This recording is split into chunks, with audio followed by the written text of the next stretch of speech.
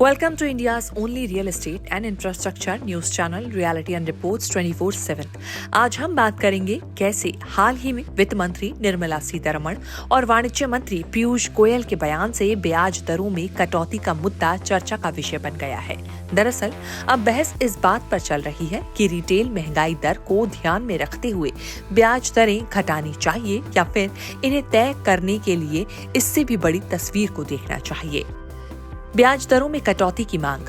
वाणिज्य मंत्री पीयूष गोयल और वित्त मंत्री निर्मला सीतारमण दोनों ही ब्याज दरों में कटौती की वकालत कर चुके हैं, लेकिन सवाल है कि क्या अगले महीने होने वाली मॉनेटरी पॉलिसी कमेटी की बैठक में आरबीआई इस बात को गंभीरता से लेगा। आर्थिक सर्वे का सवाल।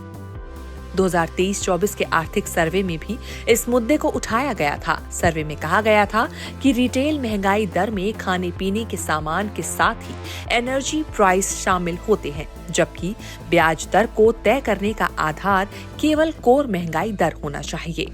अमेरिका, यूरोप और जापान में भी ब्याज दरों को तय करते वक्त खाद्य और एनर्जी की कीमतों को अलग कर दिया जाता है।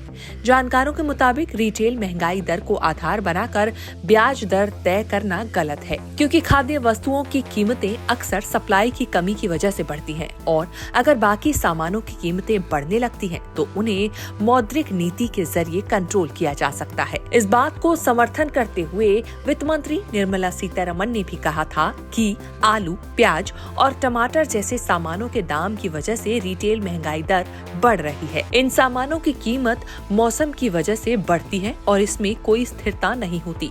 उन्होंने ये भी कहा कि दूसरी वस्तुओं की महंगाई दर पर नियंत्रण है। महंगाई दर और ब्याज दरों में संबंध। अक्टूबर में महंगाई दर 6.2% तक पहुंच गई, जो पिछले 14 महीनों में सबसे ज्यादा थी। इस बढ़ी हुई महंगाई के बीच आरबीआई ब्याज दरों में कटौती से बचता है, क्योंकि इससे लोन सस्ता हो जाएगा और ज्यादा मांग से कीमतें बढ़ जाएंगी, जो महंगाई में इजाफा करेगा। मौसमी कीमतों पर ब्याज का फैसला गलत।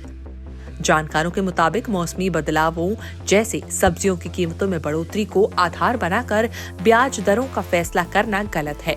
भारत जैसे विकासशील देश में मौद्रिक नीति कमेटी का मुख्य मकसद आर्थिक विकास, रोजगार के मौके बढ़ाना और गरीबों का स्तर बढ़ाना होना चाहिए।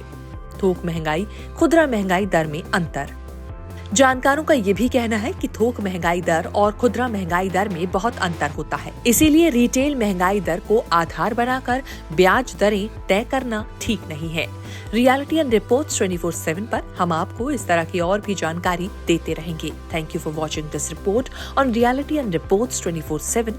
Don't forget to like, share and subscribe to stay updated with the latest in real estate and infrastructure news।